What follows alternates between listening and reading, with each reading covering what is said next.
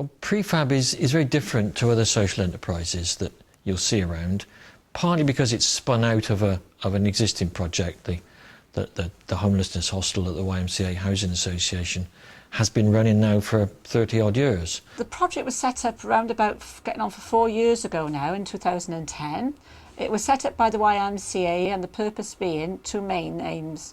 One was to actually to provide a comprehensive work experience and a realistic work experience for volunteers, for people coming from, homeless people from the hostel.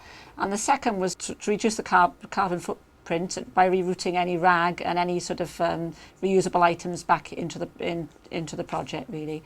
So we had to do a feasibility study, which meant looking at what was the possible volumes that we could collect, what was the potential investment that we needed, what was the sort of footfall, what was the turnover.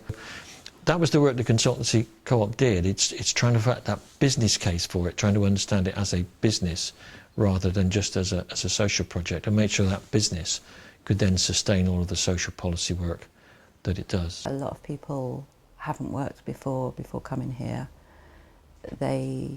It's the actual getting into a routine of getting up, going to work, getting dressed for work, being somewhere at 9 o'clock, working all day, and it gives them a sense of achievement. I went to London.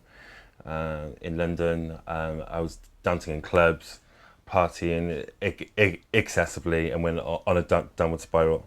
So from there, kind of like, I lost heart in dancing and came back to Cardiff to sort myself out. And then living in the YMCA and coming to work for prefab as a volunteer has confirmed in my head that I'd like to go the retail route. And it's all good, positive things for my CV.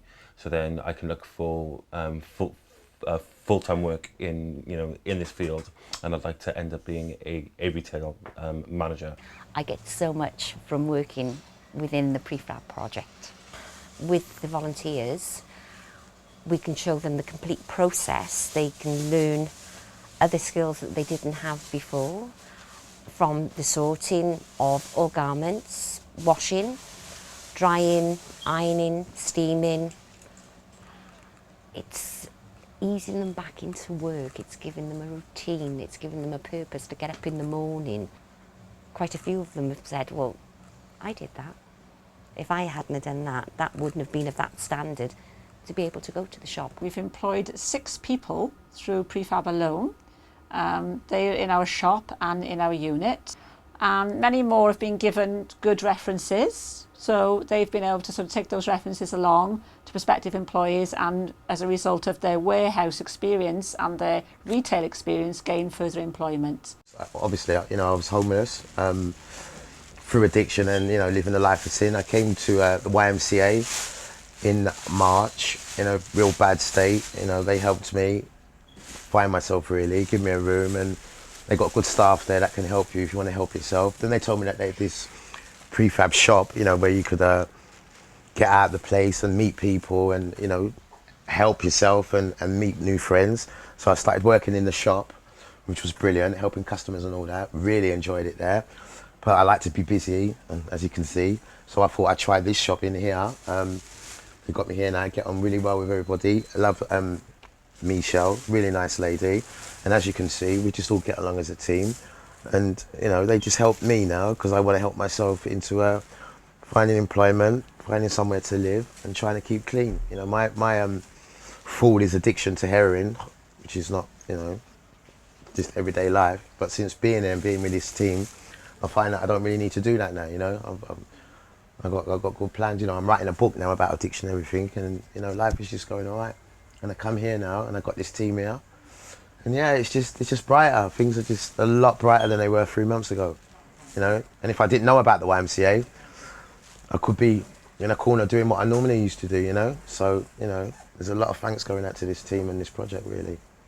And that's the truth of it, We've deliberately chosen to try and make a realistic working environment. And when you open a shop on Albany Road, yes, you're going to be in a busy place. You're going to have lots of passing trade. You're surrounded by other shops, so that you get a business-like atmosphere. But we deliberately chose then, in the closed processing side, to put it on an industrial estate. So they've got a very realistic place in which to work, so that if they then go and get a proper full-time paid job, which we try and get them in the end, they can fit in. They know exactly how to do it, so they've gained that confidence. Well, we don't want people to fail. We want them to succeed, and that's what, you know, we hope they achieve. I just enjoy coming here, gets me out of the hostel. What I hope to in the future is to get a job, then get a flat, and just go on from there then. Hopefully I can still volunteer if I get a part-time job. If I can come here and start doing things like I'm doing now, I'd be happy. Volunteers get a lot from working here. They get their confidence back. I've been living at the YMCA, the work now, for roughly about 3 months. My main aspiration is sort of trying to get full-time work. This for me, as I've seen with a lot of the boys' stories in here, it's not too far-fetched. Yeah, I started off as a volunteer because I was in the YM.